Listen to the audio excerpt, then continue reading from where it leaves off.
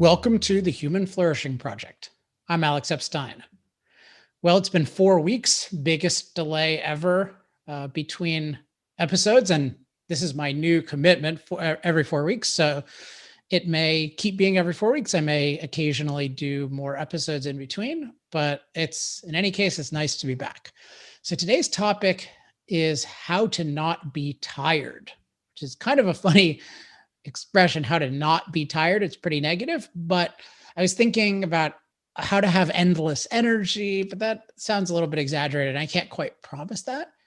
But what I can promise is that I think, at least for most people, it's possible to be much, much less tired than they usually are while working. I was talking to some friends recently, just noticing people talking about being tired and in particular, working while tired, like, oh, I got to do this and I'm tired, and often that's a chronic state. Now, I used to quite often work while tired, and one of the big changes, or the impetus to change, was watching an interview with one of my productive heroes, Jerry Seinfeld, and he talked about how he doesn't work while tired. And I just thought, wow, that is a great thing, because it's not fun to work while tired. The work is often not as good, although it can feel like, well, it's better than doing nothing. And I think it's ultimately not true if you really know how to energize yourself. But if you don't, then you do need to work while tired. So I just thought, oh, this is great. And he was recommending transcendental meditation, which I'm quite a fan of, although I'm not actively doing it now. At the moment, I'm very big into Wim Hof breathing. But the main thing he gave me there was just this idea and this model of, oh, maybe you don't ever need to be tired. You almost never need to be tired. Maybe that's the exception. And what I found is, since then, and certainly to today, I am able to work quite a bit, and I am very, very rarely tired when working. And I think this is quite unusual. So I thought I would share some of the keys to this. So I'm going to share 4 keys, and I think they'll help a lot. At least one of them will help, and maybe all 4 will help you. So key number 1, develop deep nighttime empathy with morning guy. Develop deep nighttime empathy with morning guy. Now, I've mentioned Jerry Seinfeld. This is another Seinfeld thing.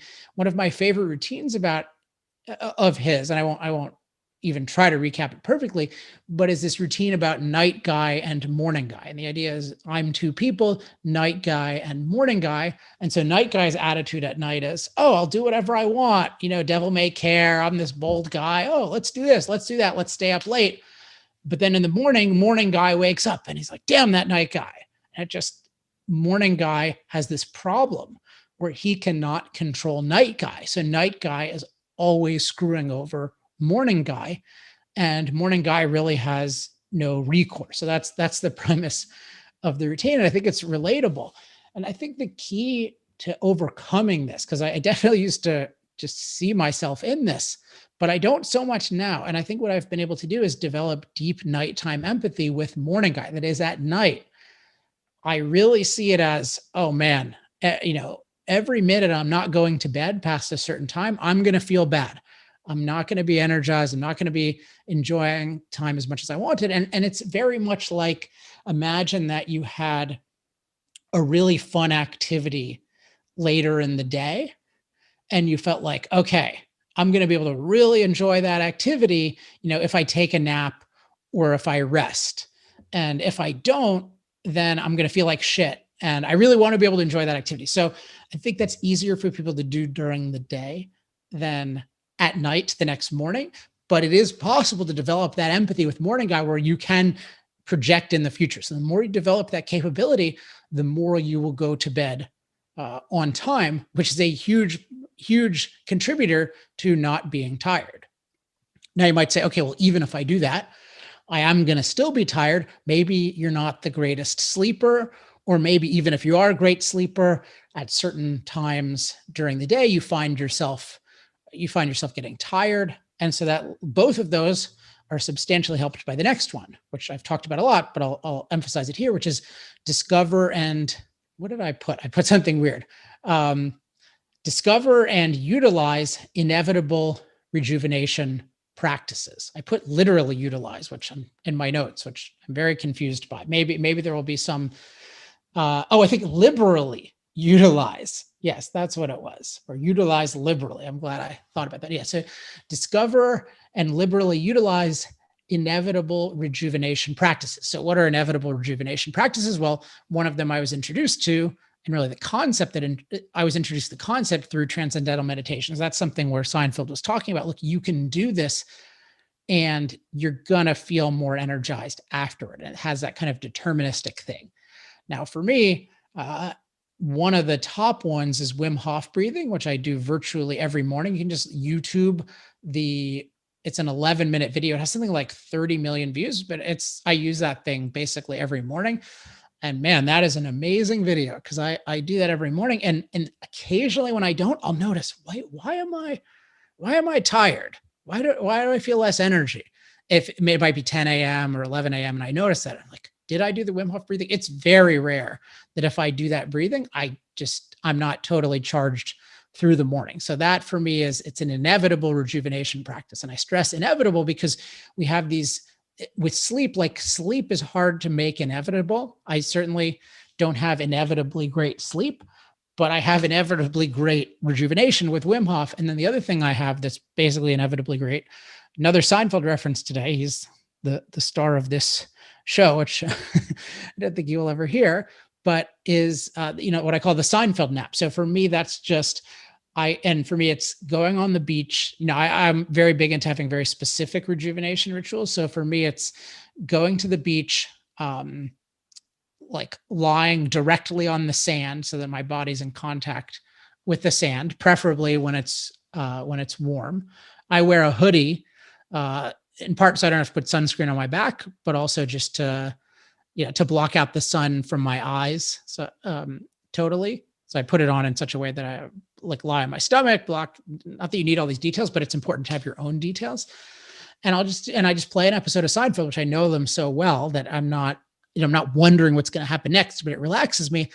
And almost like clockwork, I'll nod off at some point, and then I'll wake up at the ending credits. And even if sometimes I don't fall asleep at all, but it's totally fine. I still feel better, particularly because I have that contact with the sand and usually the sun. It just feels so good. And then after that, I'm rejuvenated. Occasionally I'll need another one. But usually it's just one, and it's amazing. So that kind of inevitable rejuvenation practice, if you can do that, then you can at any given time make yourself not tired at all often and very energized, or at least much, much less tired. So the third thing, so that we have develop nighttime empathy with morning guy. We have discover and liberally utilize inevitable rejuvenation practices. And then the third one, which is something I've talked about a lot, is separate proactive and reactive time. So go and listen to that episode. I also sometimes call it performance time and feedback time. I go back and forth with those terms. So for performance time and feedback time is emphasizing there are certain times when you're getting feedback from the world on your performance. And you tend to want to limit that. You want that feedback, but you don't want to just be getting it throughout the day because it can really mess with you. And it has a lot of power to just know how you're doing and to learn new things about how you're doing. So I find that to be the thing that can create the most reactivity. Like if you ever have the experience of something viral, like going viral and checking about that, I had one of those this week, and I just noticed, wow, that really needs to be managed. Otherwise, it just totally can overtake your life, and you're just like sort of seeing, oh, what happened? You just can't do anything there, and it leads to huge amounts of fatigue. And in general, any kind of reactivity does. So if you just can set up your time so that the reactive and particularly feedback stuff is at one time, and maybe you want to do rejuvenation after that. I often do that. And then you can just have huge chunks of the day that are proactive. You'll find, wow, I have a lot of energy and I'm not tired, because those proactive amounts of time you really get, you can really get really clean and long lasting energy. Also, there's other kinds of time separation that are relevant here. So for example, one can be speaking to other people when that's done. So, and then even just speaking. So I'm in a sense speaking to other people. I'm thinking of you when I'm talking. You're not in this room. So I don't know if that makes a big difference to me, but I just notice in general when I'm doing any kind of interview or meeting, I tend to like that takes a lot more out of me energy wise, gets me much more tired and often hungry than working on my own inside my own head. That tends to be that tends to build up and build up and build up. And at some point I'll get fatigued, but it's just different. So I like sometimes I want to bunch those together or do those at different times a day. So those are other things to just be aware of with yourself when you're figuring out how not to be tired. Okay, so separating proactive and reactive time or performance time and feedback time. And then the final one is cultivate a love of working energized and a hatred of working while tired. Cultivate a love of working energized and a hatred of working while tired. So when you get this idea in your head, I do not want to work while tired, what'll happen is you'll learn to love it when, oh my gosh, I just really have good energy. So that feeling right after, particularly if you have a really good rejuvenation routine. And once you like when you finish that, or maybe it's a couple minutes after you finish that, you just have really good, solid energy. You'll just you'll love that. Because you're not doing reactive stuff after, you're not going to screw with it by being on Twitter or Instagram or something like that. Definitely don't do that. Once you have, and that's part of the love, like once you get it, you really want to protect it. And it helps motivate you to not be reactive. So it's the love of that. And then the flip side of that is a hatred of working while tired. So it's when you start to fatigue, you start to get there's this feeling of I don't want to be working like this. It's not the default isn't I'm going to push through. The default is okay, I'm gonna rejuvenate really soon. Because if you really get in that habit where you just don't have much in terms of being tired and you just always rejuvenated, it's just so much of a better way to work and so much a better way to live. And then what happens is for you can make exceptions for, okay, I'll be a little tired this time, but that's not the normal thing. So for example, today I had one of these where I have a regular conversation with a friend of mine at 5:15 on Sundays, and I was editing chapter 4 of my book, and I I had figured out a bunch of stuff in terms of what I wanted to edit, and I had in about 45 minutes, 50 minutes. And I just thought, okay, yeah, I would normally take a nap now, but then I have this call until 6, and then I need to record HFP at 6, and then I have stuff with my girlfriend and my dog after that. And so it's worth it to me to just push through this while a little bit tired. And I'm not anywhere near as tired as most people are most of the time, but still just I would normally go to the beach and take a nap with that feeling. But I thought, no, it's going to be much better to just do that. And sure enough, it was great. I was able to do what I wanted in the chapter, and that creates momentum for tomorrow. But the notable thing for our purposes here is that's viewed as, okay, I'm making an exception versus just, oh, this is the norm.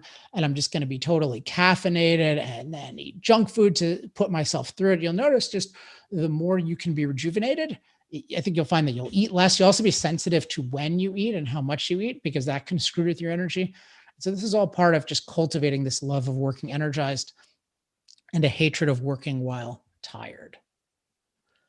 So I hope you find that motivating, because it is really, if we're talking about human flourishing, just the ability to have that kind of energy, which is related to being relaxed. I talk often about relaxed productivity. If you can just have that, it's a totally different way to live. And then it makes it just so much easier to enjoy your creative life, because there are other ingredients to that. It needs to be something that you find mentally stimulating and you find meaningful, and you get to work with people who are stimulating. Like all of those are really important, and that you make money and feel like you're paid well for it. Those are important. But so much of just the quality of the experience is going to be determined by just, do you have energy? And I'm sure we all have had at least sometimes when we really have that energy and we have that clarity of thought, and it's amazing. And I'm just here to tell you, you can have that a lot. That can be the normal experience for you, and it can be really life-changing. And I think if you can do all of these 4 things, you're going to get at least damn close. So once again, it's develop the deep nighttime empathy with morning guy.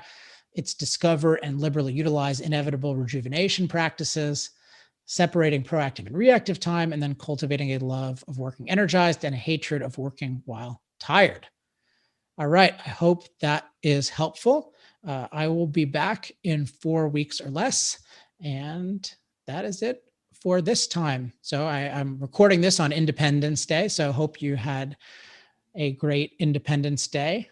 Uh, very fortunate to live in the United States of America and very fortunate to be alive right now. Whatever the problems are, there's no other time I'd rather be alive and no other place I'd rather be. And even I'm in California and I'm not leaving at least for a while. So I even love being here, even though we have many, many problems here. We also have many amazing things here. So happy Independence Day to the United States, to all of you, and I'll talk to you soon. Until then, I'm Alex Epstein. This has been the Human Flourishing Project.